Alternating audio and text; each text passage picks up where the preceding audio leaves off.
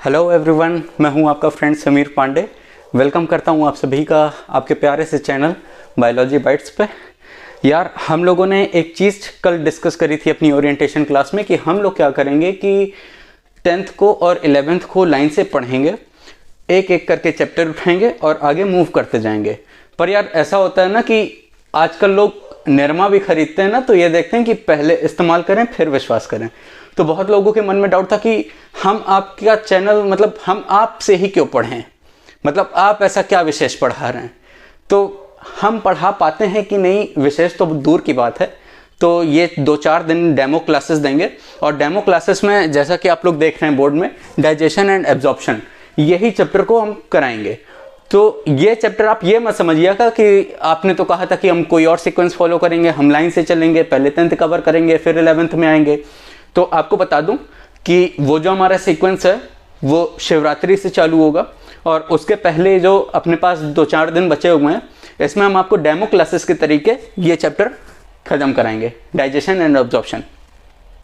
और एक और चीज़ बताना चाहता हूँ कि ये जो चैप्टर मैं कराने जा रहा हूँ ये फुल डीप नहीं होगा, ये केवल आपको समझाने के लिए और अपना पोटेंशियल दिखाने के लिए एक टॉपिक में लेके चल रहा हूँ, ठीक है। तो आप ये मत समझिएगा कि सर आपने ये नहीं बताया, आपने वो नहीं बताया, या बहुत लोग होंगे जो फर्स्ट ईयर के होंगे वहाँ भी आता है ये डाइजेशन एंड एब्जॉर्प्शन, तो उसको पढ़ के बैठूँ तो बोल दे कि सर आपने तीर्थ में तो ये पार्ट नहीं बताया, वो पार्ट नहीं बताया। मैं जितना भी पढ़ाऊँ, अभी मैं 9th 10th का लेवल लेके चल रहा हूँ क्योंकि उन्हीं के पेपर आ रहे हैं। तो 9th में मेरे कुछ स्टूडेंट हैं, उनकी डिमांड थी कि मैं इस टॉपिक को कवर करूँ, तो मैं उन्हीं के लिए कवर कर रहा हूँ। और बाकी आप लोग भी इसको डेमो क्लासेस की तरह ज्वाइन करें और बाकी देखें क्या रहता है। फिर उसके बाद हम अपना सीक्वेंस महाशिवरात्रि से चालू कर देंगे। ओके, तो चलिए चालू करते हैं। तो हमारा टॉपिक है भाई डाइजेशन एंड एब्जॉर्प्शन।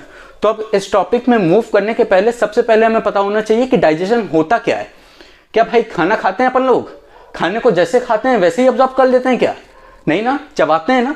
तो चबाना का सेंस क्या है कि हम किसी कॉम्प्लेक्स फूड को सिंपल फूड में तोड़ रहे हैं।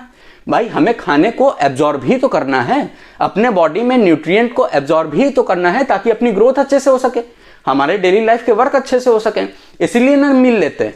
तो अब उस मील का पर्पस क्या है कि एक तो भाई ये है कि जो भी हम लोग चीजें खा रहे हैं वो कॉम्प्लेक्स फॉर्म में खा रहे हैं। कॉम्प्लेक्स फॉर्म में कैसे? जैसे डायरेक्टली कार्बोहाइड्रेट खा रहे हैं, डायरेक्टली स्टार्च खा रहे हैं। तो अब क्या होता है कि जैसे जैसे हम लोग फूड को मेस्टिकेट करते हैं, चबाते हैं, फिर उसके बाद निगलते हैं, फिर वो पेट में जाता है, फिर उसका डाइजेशन स्टार्ट होता है। तो इस सारी प्रोसेस में हम क्या कर रहे हैं कि फूड को छोटे छोटे टुकड़ों में तोड़ रहे हैं, और ना केवल फूड को, उसके कंपोनेंट को छोटे छोटे टुकड़ों में तोड़ रहे हैं ताकि हम लोग उसको इजिली एब्जॉर्ब कर सकें। तो आप लोगों को पहला मतलब समझ में आया क्या कि डाइजेशन का सेंस है कि कॉम्प्लेक्स फूड को जो नॉन एब्जॉर्बेबल है उसको सिंपल फूड में तोड़ना जो एब्जॉर्बेबल फॉर्म में है। ठीक है, समझ गया क्या इतनी बात? ये मान लो आपका फूड है, ठीक है, जो आप कर लेते हो, ठीक है। ये मान लो आपका कॉम्प्लेक्स फॉर्म में है।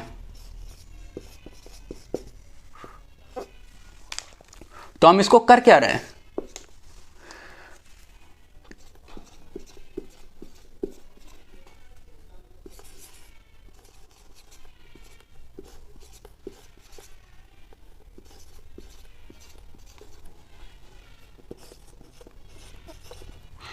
भाई कॉम्प्लेक्स फूड को सिंपल फूड में तोड़ा रहे हैं क्या? यही बताया ना अभी।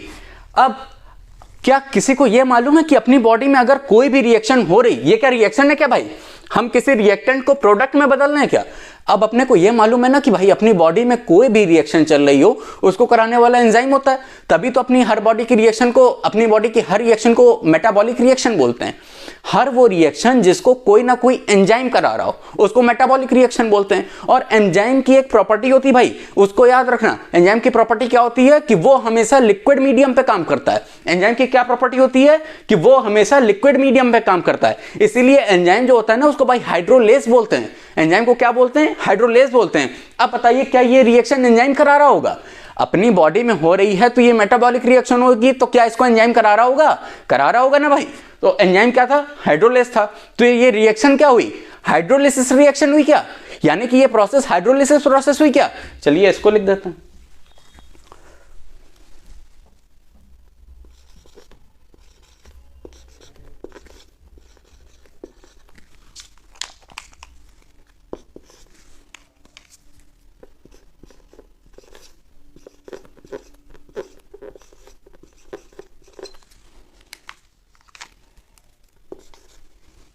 समझ में आ रहा है भाई?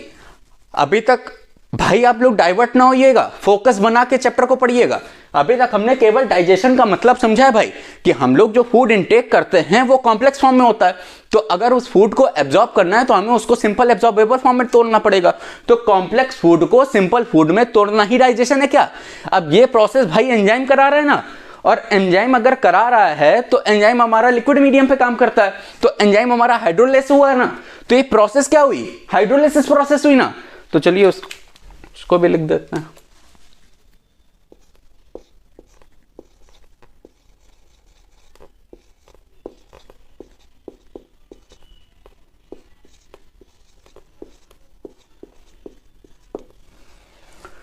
तो भाई अभी तक अपने को एक बात समझ में आ गई कि हम क्या कर रहे हैं, कॉम्प्लेक्स को सिंपल में तोड़ रहे हैं, इसको एंजाइम करा रहा है, एंजाइम हाइड्रोलेस होती, तो ये प्रोसेस हाइड्रोलिसिस प्रोसेस होती है। ठीक है भाई, हम बोर्ड से थोड़ा सा साइड इसीलिए हो जाते हैं ताकि किसी को भी ये छोटा लग रहा हो शब्द तो वो अपनी स्क्रीन पॉज करके उसको जूम करके देख सके। ठीक है भाई, थोड़ा सा हमें भी लगेगा सिस्टम को समझने में टाइम, थोड़ा सा आप भी कोऑपरेट कीजिए। ओके, एक चीज हम लोगों ने समझ ली। अब उसके बाद अब हम लोग मूव करते हैं आगे कि टाइप ऑफ डाइजेशन क्या होता है, यानी कि डाइजेशन के कितने टाइप होते हैं। तो डाइजेशन के मेनली दो टाइप होते हैं भाई, एक होता है इंट्रासेलुलर डाइजेशन और एक होता है एक्स्ट्रा सेलुलर डाइजेशन। क्या डिफरेंस पता है भाई इंट्रासेलुलर और एक्स्ट्रा सेलुलर में क्या होता है? इंट्रासेलुलर शब्द समझो, इंट्रासेलुलर सेल के अंदर होने वाला, इंट्रासेलुलर तो जो डाइजेशन सेल के अंदर चले वो इंट्रासेलुलर डाइजेशन होता है, और एक्स्ट्रा सेलुलर अब तो समझ में आ गया होगा ना, जो सेल के बाहर चले वो एक्स्ट्रा सेलुलर। तो अपने डाइजेशन कितने तरीके के होते हैं? दो तरीके के होते हैं। पहला हो गया आपका इंट्रासेलुलर और दूसरा हो गया आपका एक्स्ट्रा सेलुलर। जो इंट्रासेलुलर डाइजेशन होता है वो लोअर ऑर्गेनिज्म में होता है, जैसे अमीबा हो गया। तो लोअर ऑर्गेनिज्म में इंट्रासेलुलर डाइजेशन क्यों होता है कि भाई मान लो तुम्हारा कोई ऑर्गेनिज्म है वो यूनिसेलुलर है, तो वो खुद ही सिंगल सेल का बना हुआ है, तो उसका एक्स्ट्रा सेलुलर डाइजेशन कैसे हो सकता है? समझ रहे हो ना भाई? मान लो तुम्हारा कोई ऑर्गेनिज्म है वो यूनिसेलुलर है, ये तो पता है ना कि ऑर्गेनिज्म दो तरीके के होते हैं, यूनिसेलुलर और मल्टीसेलुलर। अब अगर कोई यूनिसेलुलर ऑर्गेनिज्म है तो उसका डाइजेशन भी तो इंट्रासेलुलर होगा ना भाई। जब वो एक सेल का ही पूरा ऑर्गेनिज्म है तो उसी सेल के अंदर ही तो उसकी सारी प्रोसेस चल रही होगी। ठीक है, तो उसको इंट्रासेलुलर डाइजेशन बोल देते हैं। लेकिन अगर अपनी बात करें ह्यूमन बॉडी की, तो अपन लोग क्या है? अपन लोग मल्टीसेलुलर है ना, ट्रिलियन स्ट्रक्चर ऑफ सेल से बना हुआ है, अपना जो स्ट्रक्चर है ट्रिलियन सेल से बना हुआ है। तो अपने में क्या होता है कि एक्स्ट्रा सेलुलर डाइजेशन होता है। एक्स्ट्रा सेलुलर का मतलब समझते हो? अपनी गट है, गट क्या होती है? एलिमेंट्री कैनाल, जिसको अपन oesophagus, stomach, small intestine, large intestine ये सब पढ़ते हैं। तो ये जो होती है ना, ये हॉलो ट्यूब होती है। हॉलो ट्यूब, इसमें आउटर सेक्रीशन होता है चीजों का, यानी कि एक समझो आप कि खोखला पाइप है, आप उस खोखले पाइप में खाना डालते हो और उसी पाइप के अंदर आपका डाइजेशन चलता है। ठीक है भाई, समझ में आ रहा है? तो आपको डाइजेशन के टाइप बता दिए। अब जो नेक्स्ट आ रहा है वो आ रहा है आपका कि ह्यूमन डाइजेस्टिव सिस्टम, जो अपना डाइजेस्टिव सिस्टम होता है वो क्या क्या कंटेन करता है। ठीक है,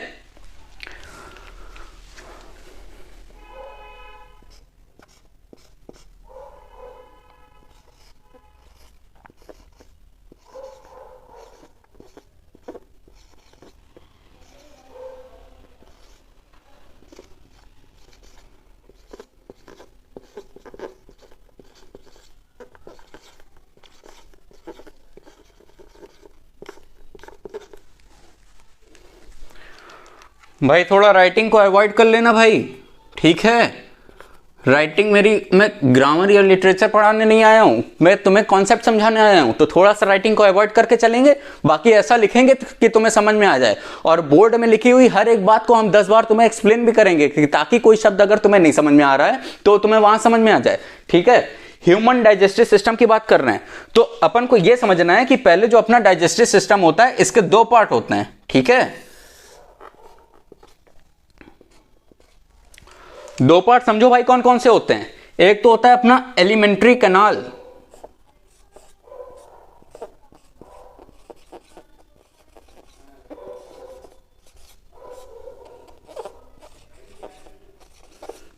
एक हो गया अपना एलिमेंट्री कैनाल, और दूसरा आता है हमारा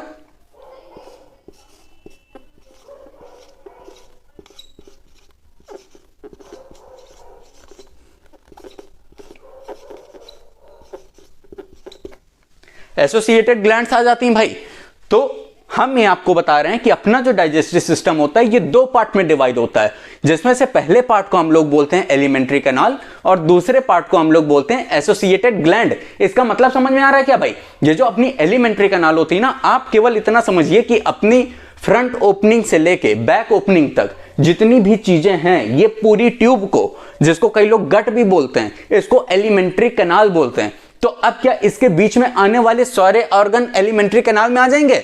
एग्री करते हो ना भाई सब लोग? ठीक है, तो एलिमेंट्री कैनाल में हमारे सारे ऑर्गन आ जाएंगे। और ये जो एसोसिएटेड ग्लैंड्स है, एसोसिएटेड मतलब कि इसी ट्रैक से जुड़ी हुई जितनी भी ग्लैंड्स है। अच्छा, सब लोग ग्लैंड समझते हो क्या भाई? ग्लैंड क्या होता है? ग्लैंड वो चीज होती है भाई कि अपना वो ऑर्गन जो कुछ ना कुछ सेक्रीट कर रहा है, चाहे वो हार्मोन हो, चाहे वो मिल्क हो, चाहे वो डाइजेस्टिव जूसेस हो, अपना अगर कोई भी ऑर्गन कुछ ना कुछ सेक्रीट कर रहा है तो वो ग्लैंड होता है। ठीक है, एग्जांपल दे गया भाई, मेमरी ग्लैंड किसी ने सुना है? मिल्क सेक्रीटिंग ग्लैंड फीमेल्स में होती है। फिर एसोसिएटेड ग्लैंड में बाकी आपको डाइजेस्टिव ग्लैंड्स बताएंगे ही। ठीक है, तो अब ये देख लो कि एलिमेंट्री कैनाल में क्या क्या आता है और एसोसिएटेड ग्लैंड्स में क्या क्या आता है।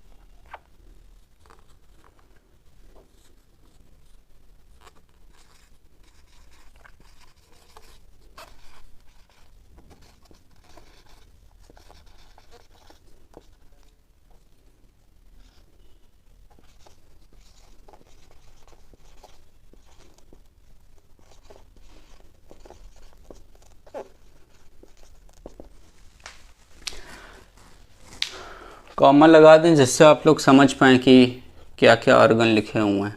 ठीक है,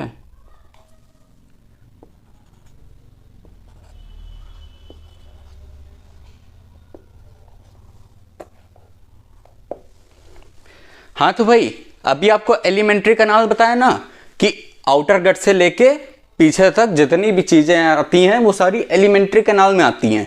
तो हमने बताया कि इस ट्यूब से जो जो ऑर्गन जुड़े होंगे वो हमारे एलिमेंट्री कैनाल में आएंगे। तो क्या क्या जुड़ा होता है? सबसे पहला ऑर्गन है माउथ। माउथ में केवल हम लोग इसकी बात करते हैं, आउटर स्ट्रक्चर की। ठीक है, फिर अंदर आता है बकल कैविटी। बकल कैविटी अंदर का हिस्सा है माउथ के। ठीक है, फिर आता है अपना pharynx. Pharynx is a common passage of air and food. सुना ही क्या है लाइन किसी ने? फेरिंग्स जो होता है ना अपना, इधर होता है, यानी कि अपने इंटरनल नॉस्ट्रिल भी वहीं खुलना है और अपना फूड पाइप भी यहीं से जा रहा है। तो जो कॉमन पैसेज है ना दोनों जगह का, इसको फेरिंग्स बोलते हैं। फेरिंग्स के बाद आता है अपना ईसोफेगस। ईसोफेगस क्या होता है? फूड पाइप, यानी कि अपने खाने को पेट तक ले जाने के लिए जो पाइप पड़ा होता है इसको ईसोफेगस बोलते हैं। ठीक है भाई, ईसोफेगस के बाद आता है हमारा स्टमक। स्टमक के बाद आता है स्मॉल इंटेस्टाइन, फिर आता है लार्ज इंटेस्टाइन। ठीक है, समझ में आ गया? अब एसोसिएटेड ग्लैंड्स में कौन कौन सी ग्लैंड्स आ जाती हैं इसको पढ़ लो।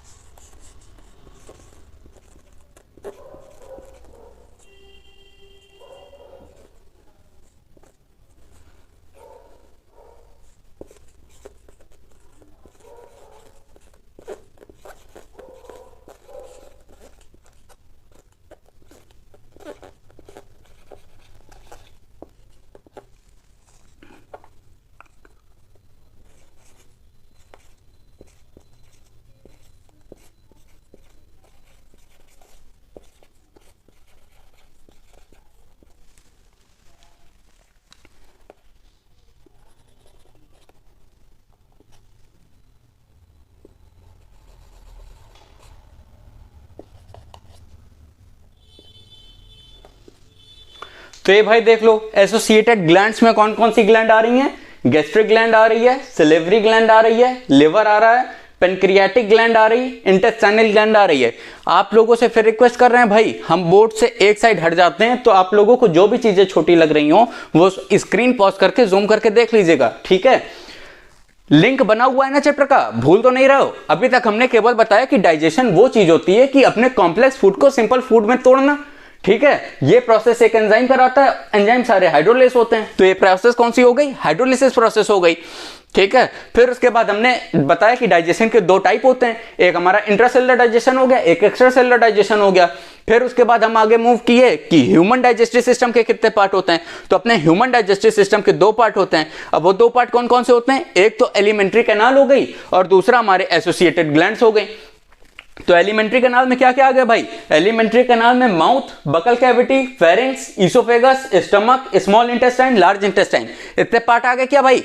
और उसके बाद एसोसिएटेड ग्लैंड्स। एसोसिएटेड ग्लैंड्स का मतलब समझते हो कि एलिमेंट्री कैनाल से ही जो ऑर्गन जुड़े हुए हैं उन्हीं से एसोसिएटेड या उसी के मतलब उसी में मदद करने वाली जितनी भी ग्लैंड्स हैं उन सारी ग्लैंड्स का नाम लिख रहे हैं। तो वो ग्लैंड्स का नाम कौन कौन सा आ गया? सबसे पहले आती है अपनी सेलेवरी ग्लैंड जो अपने माउथ में होती है, फिर अपने पेट में होती है गैस्ट्रिक ग्लैंड, फिर लिवर। लिवर भाई ऑर्गन के साथ साथ ग्लैंड भी है क्या? लिवर को सेक्रेट करता है। आगे आपको पता लगेगा कि लिवर एक डाइजेस्टिव जूस बनाता है, बाइल, जो कि स्टोर होता है हमारा गॉल ब्लैडर में। तो अगर लिवर कोई ना कोई जूस बना रहा है जो कि डाइजेशन में मदद कर रहा है तो लिवर ग्लैंड हुआ ना भाई, ग्लैंड ही होता है लिवर। और यहां मतलब आप ये भी याद रख सकते हो कि liver is the largest gland of our body, ठीक है? लमसम 1.5 kg इसका वेट होता है, 1.2 to 1.5 kg। उसके बाद आ जाओ हमारा पेनक्रियाटिक ग्लैंड। पेनक्रियाज किसी को पता है क्या? लोगों के डायबिटीज हो जाता है ना भाई, तो ये पेनक्रियाज ही तो खराब हो जाता है। पेनक्रियाज एक बताता है डाइजेस्टिव जूस जिसको इंसुलिन बोलते हैं। इंसुलिन क्या करता है कि हमारे ब्लड के शुगर लेवल को मेंटेन रखता है। पेनक्रियाज में दिक्कत आई, इंसुलिन बनाने वाले सेल जिनको बीटा सेल बोलते हैं वो डैमेज हुए, इंसुलिन आपका बनेगा नहीं, आपका शुगर लेवल कंट्रोल होगा नहीं और आप डायबिटिक हो जाओगे, ठीक है? फिर आता है हमारी इंटेस्टाइनल ग्लैंड, यानी वो ग्लैंड जो हमारे इंटेस्टाइन से जुड़ी हुई है, जो कि बनाएगी इंटेस्टाइनल जूस जिसको सकस एंटेरिकस बोलते हैं, ठीक है भाई? नामों में ज्यादा कंफ्यूज नहीं होना है अपने को। जैसे जैसे आगे बढ़ते जाएंगे ना, बायो है ही नाम भाई, बायो तुम पढ़ रहे हो और अगर तुम्हें उसकी एनाटॉमी नहीं मालूम है, नाम नहीं मालूम है, तो फिर तुमने क्या बायो पढ़ी? तो बायो में जो है, अब जैसे इधर हमने पढ़ा कि इंटेस्टाइनल ग्लैंड, तो इंटेस्टाइनल ग्लैंड क्या बनाएगी? इंटेस्टाइनल जूस बनाएगी। उस जूस को क्या बोलते हैं? सकस एंटेरिकस बोलते हैं, ठीक है? इतनी चीजें समझ आ गई क्या? चलो अब ये जो एक पार्ट लिखे हुए हैं ना, mouth, buccal cavity, pharynx, oesophagus, अब हम एक एक पार्ट के बारे में समझते जाते हैं, ठीक है?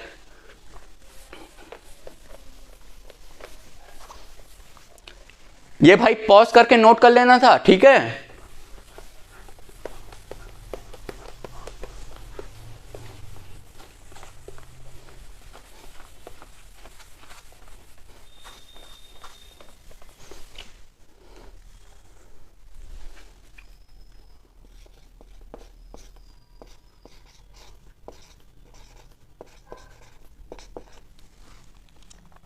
माउथ के बारे में केवल भाई अपने को एक बात याद रखनी है, इसमें ज्यादा कोई डिटेल नहीं है पढ़ने के लिए।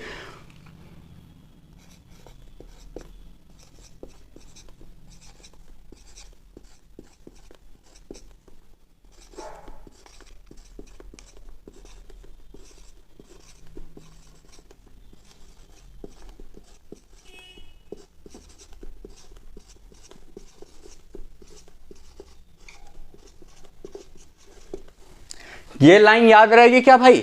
Mouth is a slit which open into buccal cavity. Slit का मतलब समझते हो क्या भाई? स्लिट का मतलब दरार।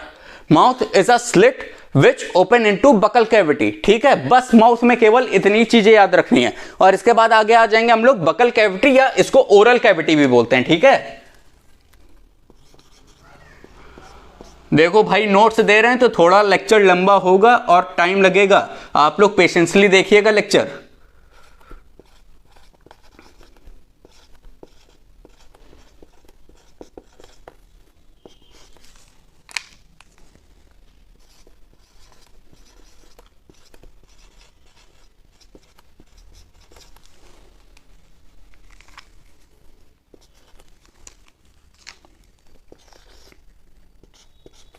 अब बकल कैविटी में क्या क्या आ जाता है? बकल कैविटी में जो सबसे पहली चीज आती है ना, वो आता है पैलेट। पैलेट समझते हो क्या होता है भाई? अपना मुंह में ऊपर उंगली डालना, कोई हार्ड सी चीज टच हो रही ना भाई, इसको पैलेट बोलते हैं। अपना जो पैलेट होता है वो दो तरीके का होता है, एक तो हार्ड पैलेट होता है जो अपना एंटीरियर जॉ पे होता है, और एक इसी का जो पोस्टीरियर पार्ट होता है वो सॉफ्ट पैलेट होता है, ठीक है। तो बकल कैविटी में सबसे पहले क्या आएगा? सबसे पहले आएगा पैलेट। ये पता है ना कि आगे पैलेटाइन बोन होती है, तो पैलेट होता है इसीलिए उसको पैलेटाइन बोन बोलते हैं।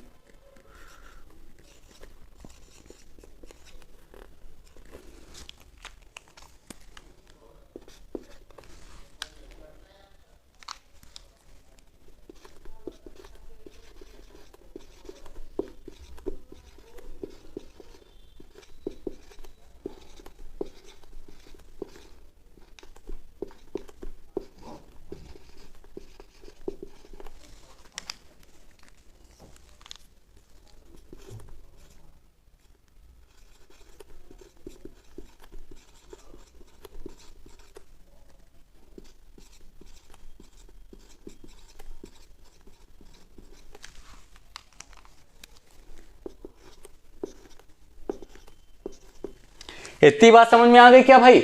अपना जो बकल कैविटी होता है उसमें सबसे पहला आता है पैलेट। पैलेट दो तरीके का होता है, एक हार्ड पैलेट, एक सॉफ्ट पैलेट। जो हार्ड पैलेट होता है वो एंटीरियर पार्ट पे होता है, और जो सॉफ्ट पैलेट होता है वो पोस्टीरियर पार्ट पे होता है। इतनी बात याद रखेंगे, चैप्टर को याद रखते जाइएगा, ऐसा ना हो कि हम पढ़ाते जा रहे हैं पीछे का भूलते जा रहे हैं। कॉन्सेप्ट को रिवाइज करते जाइएगा। हमने सबसे पहले बताया कि कॉम्प्लेक्स को सिंपल में तोड़ना डाइजेशन है, ये प्रोसेस कराता है एंजाइम, और एंजाइम होता है हाइड्रोलाइज, तो ये प्रोसेस होती है हाइड्रोलिसिस प्रोसेस। इसके बाद आते हैं हम लोग अगले स्टेप में, जो हमने बताया कि डाइजेशन दो तरीके के होते हैं, इंट्रासेलुलर, एक्स्ट्रासेलुलर। इसके बाद हमने ह्यूमन डाइजेशन पे आए। ह्यूमन डाइजेशन को दो पार्ट में तोड़ा, एलिमेंट्री कैनाल और एसोसिएटेड ग्लैंड।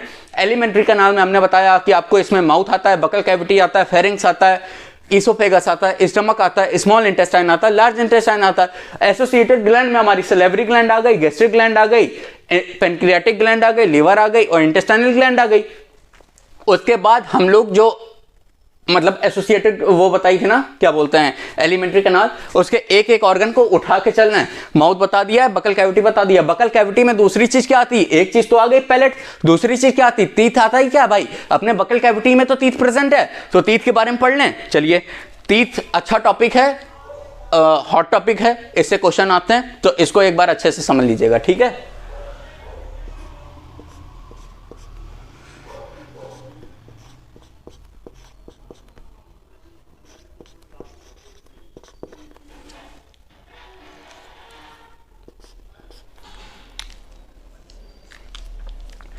जो भाई अपने ह्यूमन टीथ होते हैं ना, वो दो पार्ट में डिवाइड होते हैं। अपने ह्यूमन टीथ दो पार्ट में डिवाइड होते हैं। कैसे डिवाइड होते हैं?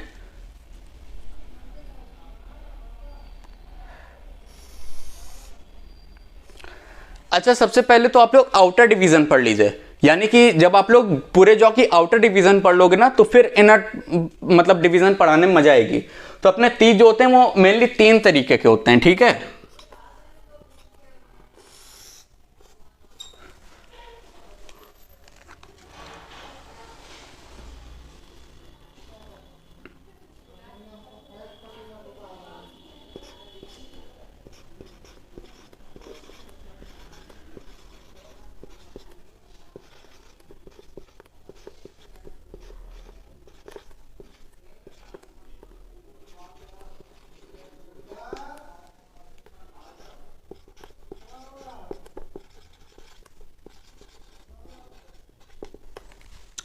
तो अपने भाई टीथ जो होते हैं उनको मेनली हम लोग तीन भाग में बांटते हैं। कैसे कैसे बांटते हैं? थिकोडोंट, डायफायोडोंट, हेट्रोडोंट। फिर बता रहे हैं भाई, नाम पे फोकस रखिएगा। नाम जितना आप उसको रिपीट करोगे ना, उतना ही नाम लर्निंग में आएगा, इसलिए रेगुलर रिवीजन बायो में बहुत जरूरी है। तो टीथ को हम लोगों ने तीन भाग में बांटा। कैसे कैसे? थिकोडोंट, डायफायोडोंट और हेट्रोडोंट। थिकोडोंट को क्या बोलते हैं? Teeth present in a socket. अपने दांत किसी सॉकेट में प्रेजेंट है क्या? ये जॉ अपना सॉकेट है क्या जिसमें अपने दांत प्रेजेंट हैं, या कह लो एम्बेडेड है? तो teeth present in a socket, उसी को हम लोग थिकोडोंट बोलते हैं। उसके बाद नेक्स्ट आते हैं हम लोग डाइफायोडोंट में। डाइफायोडोंट को हम लोग डेसिडुअस टीथ, मतलब इसको भी हम लोग 2 पार्ट में तोड़ेंगे, इसका मतलब आगे बताएंगे आपको लोगों को। और हेट्रोडोंट, हेट्रोडोंट होते हैं कि अपने टीथ जो होते हैं वो डिफरेंट तरीके के होते हैं। कि अपने 32 दांत एक तरीके के हैं क्या? नहीं ना भाई, 32 दांत अलग अलग है। तो और अलग अलग ऐसा नहीं कि सारे ही दांत अलग हैं, उनका कुछ क्राइटेरिया है कि अपने मेनली 4 तरीके के दांत होते हैं। कौन कौन से? Incisor, canine, premolar, molar. कौन कौन से? Incisor, canine, premolar, molar. तो इनकी बातें यहां लिख दे रहे हैं, उसके बाद आगे डाइफायोडोंट को क्लासिफाई कर देंगे, ठीक है।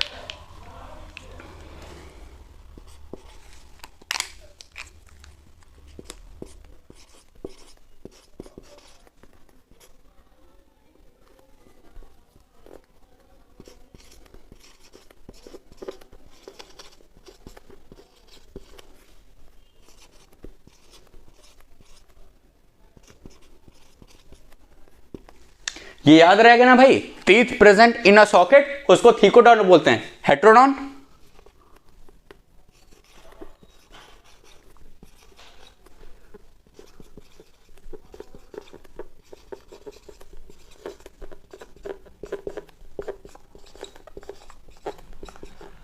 अपने जो दांत होते हैं ना भाई 4 तरीके के होते हैं। कौन कौन से? उसको पढ़ लो एक बार।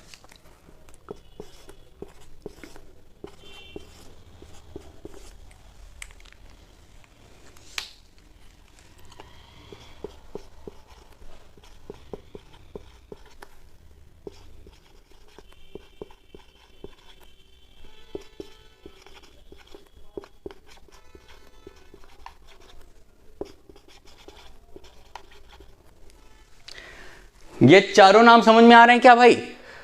टीथ के बारे में समझ में आ रहा है? टीथ को सबसे पहले हम लोगों ने 3 भाग में तोड़ा है, थिकोडोंट, डाइफायोडोंट और heterodont. Thecodont, teeth present in a socket, अपने टीथ सॉकेट में प्रेजेंट होते हैं इसीलिए उनको थिकोडोंट बोलते हैं। उसके बाद हेट्रोडोंट, हेट्रोडोंट यानी अपने टीथ जो होते हैं वो मेनली 4 तरीके के होते हैं। वो 4 तरीके कौन कौन से हैं? Incisor, canine, premolar, molar. Incisor, canine, premolar, molar, ठीक है। अब आगे डाइफायोडोंट को हम लोग तोड़ने जा रहे हैं, ठीक है, या इसको यहीं पर ही क्लासिफाई कर देते हैं।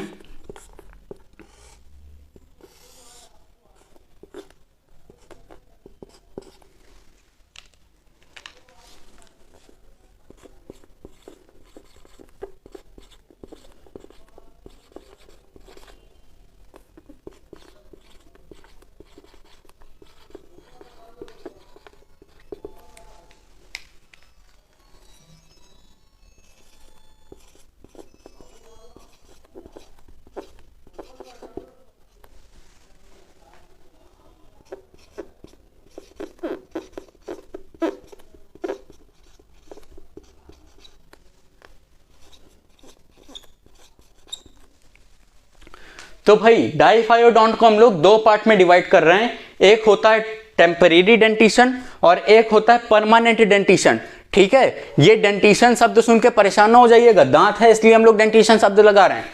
टेम्परेरी डेंटिशन और परमानेंट डेंटिशन। क्या भाई दूध के दांत किसी ने सुने क्या कि बच्चे के दूध के दांत होते हैं? क्या वो एक बार टूटते हैं फिर परमानेंट टीथ आते हैं? ठीक है, तो इसको अपन को याद रखना है कि जो ये डाइफायोडोंट होता है ना, ये टेम्परेरी टीथ और परमानेंट टीथ में टूटा होता है, या टेम्परेरी डेंटिशन और परमानेंट डेंटिशन में टूटा होता है। तो ये जो टेम्परेरी टीथ होते हैं इनको डेसिडुअस टीथ भी बोलते हैं। डेसिडुअस टीथ यानी मिल्की टीथ, ये भी नाम लिख दें क्या, याद रखना भाई।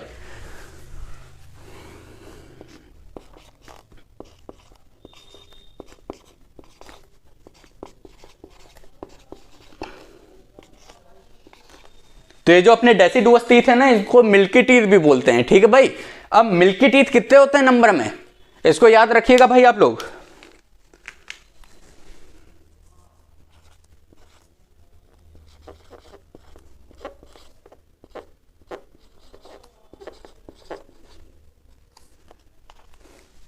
मिल्की टीथ जो होते हैं वो 20 नंबर यानी 20 होते हैं गिनती में, ठीक है।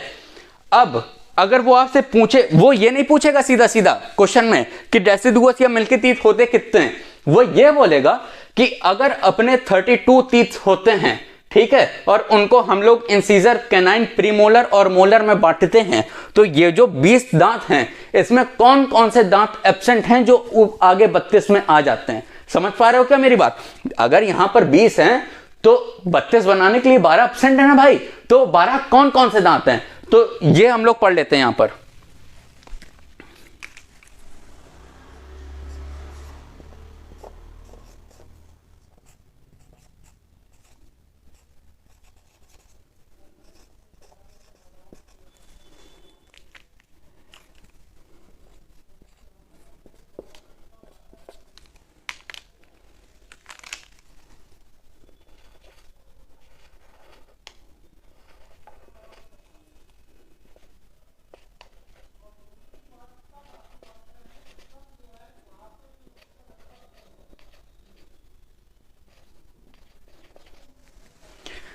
इसको याद रखिएगा भाई, ये जो अपने डेसिडुअस टीथ होते हैं यानी मिल्की टीथ, ये 20 नंबर होते हैं, और यहां जो दांत एब्सेंट होते हैं ना यानी बचे 12, वो होते हैं हमारे प्रीमोलर और मोलर।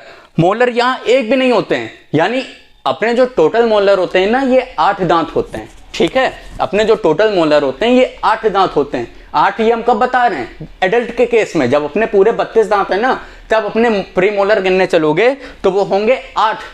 ठीक है, तो ये 0 लिखा हुआ है कि यहां पर ए को प्रेजेंट नहीं होते हैं, यानी एब्सेंट कितने होते हैं? 8।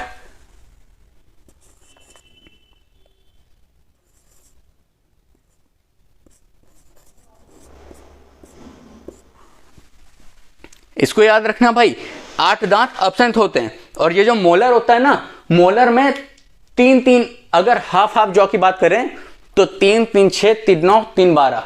ठीक है, 12 होते हैं मोलर। और मोलर में एब्सेंट कौन से होते हैं? थर्ड मोलर, यानी कि जो अपना बैक का जो है ना, यहां लाइन से 3 दांत होते हैं जिनको मोलर बोलते हैं, और इसमें जो लास्ट का मोलर होता है, थर्ड मोलर, ये एब्सेंट होता है। कहां एब्सेंट होता है? डेसिडुअस टीथ में, मिल्की टीथ में। ठीक है, अब अगर कोई पूछेगा कि मिल्की टीथ में कौन कौन से टीथ एब्सेंट हैं जो अडल्ट में आते हैं, तो बता लोगे ना भाई कि डेसिडुअस यानी मिल्की टीथ में सबसे पहले तो प्रीमोलर गायब होते हैं, एक को नहीं होते हैं। और अगर नहीं होते तो कितने एब्सेंट हैं? 8 एब्सेंट हैं, क्योंकि टोटल 8 होते हैं। और दूसरा मोलर, मोलर कौन सा? थर्ड मोलर एब्सेंट है। ठीक है, इसी को अकलदाढ़ बोलते हैं भाई। ये जो थर्ड मोलर एब्सेंट है ना, इसी को अकलदाढ़ बोलते हैं। ठीक है, अब इधर आ जाओ, जो परमानेंट यानी कि एडल्ट टीथ हैं, तो एडल्ट टीथ कितने होते हैं नंबर में? ये तो पता लग गया ना भाई सबको।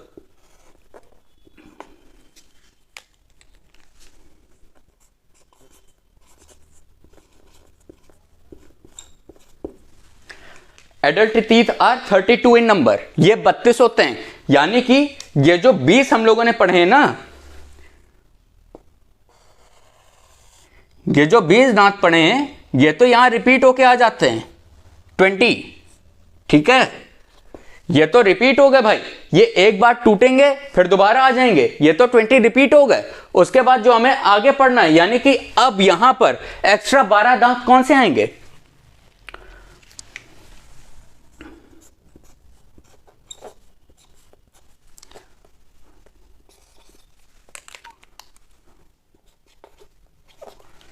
बीस दांत तो रिपीट होके आ गए, अब ये 12 एक्स्ट्रा आ गए, तो टोटल 32 हो गए। ठीक है, अब ये 12 कौन किससे आए? अब तो बता लोगे ना भाई, ये 12 यही ना आए जो यहां पर एब्सेंट थे। यानी कौन से एब्सेंट थे? Premolar 8, molar, third molar. अगर थर्ड मोलर एब्सेंट है तो अच्छा समझो, ये मानो ये अपना एक ऊपर का जॉ है। ठीक है, इसको तुमने हाफ पार्ट में डिवाइड किया है ना, तो जब भी हम लोग दांत में बात करते हैं ना, तो lower half jaw, upper half jaw, ऐसी बात करते हैं। लोअर हाफ जॉ यानी कि एक जॉ का आधवा हिस्सा। तो इसमें भाई दांत कैसे प्रेजेंट होते हैं एक बार देख लो। ठीक है, पहले होते हैं 2 अपने इंसीजर। ठीक है, फिर एक आता है अपना केनाइन, जिसको टीयरिंग टीथ भी बोलते हैं। फिर आते हैं अपने 3 प्रीमोलर जो बड़े होते हैं, अरे मतलब छोटे होते हैं। और फिर आते हैं अपने मोलर। ऐसे दांत प्रेजेंट होते हैं भाई। ठीक है,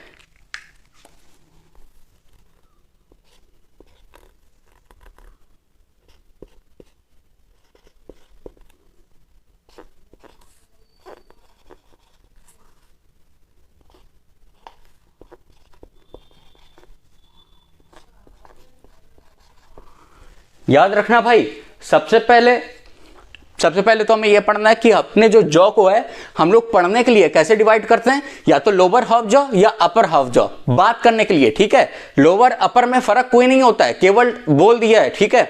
अपर हाफ जॉ यानी कि अपर ये एक पूरा जॉ हो गया, इसका आधवां हिस्सा, अपर हाफ जॉ ऊपर वाले जबड़े का आधवां हिस्सा, उसी को अपर हाफ जॉ बोलते हैं। तो जब तुम हाफ जॉ देखोगे ना तो इधर कितने दांत होंगे, 2 तुम्हारे इंसीजर होंगे, 1 कैनाइन होगा, 3 प्रीमोलर होंगे, फिर 3 मोलर होंगे, ठीक है भाई, समझ में आ रहा है ना।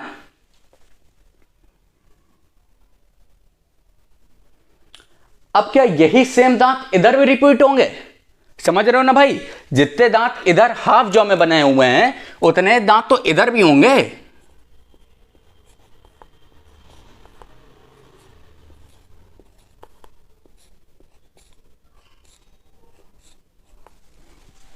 ठीक है भाई, तो इसको याद रखना कि जितने दांत हाफ जॉ में इधर होते हैं उतने दांत हाफ जॉ में इधर भी होते हैं। तो इधर हमने क्या बताया था भाई कि तुम्हारे 3rd मोलर एब्सेंट है, यानी ये तुम्हारे लाइन से 3 मोलर बने हुए हैं, ये 3 मोलर, इसमें ये जो 3rd वाला मोलर है ना ये एब्सेंट होता है, इसी को अकलदाड़ बोलते हैं, इसी को अकलदाड़ बोलते हैं। सबके नहीं आती भाई, सबके आती क्या, आती होगी भाई 18 के बाद। तो अपने को यह पढ़ना है कि सबसे पहले दांत को हम लोगों ने 3 भाग में बांटा, कौन कौन से, thecodont, diphyodont, heterodont. Thecodont teeth present in a socket, diphyodont temporary teeth, permanent teeth. Temporary को डेसिडुअस टीथ या मिल्की टीथ बोलते हैं, परमानेंट टीथ को एडल्ट टीथ बोलते हैं। ये 20 होते हैं नंबर में, ये 32 होते हैं, ये 20 होते हैं। तो इसमें एब्सेंट कौन से होते हैं, प्रीमोलर एब्सेंट होते हैं, एक भी नहीं होते हैं, ठीक है, और मोलर हमारे 3rd मोलर एब्सेंट होता है। और ये जो परमानेंट टीथ होता है ना भाई ये 32 नंबर होता है, यानी कि 32 होते हैं नंबर में।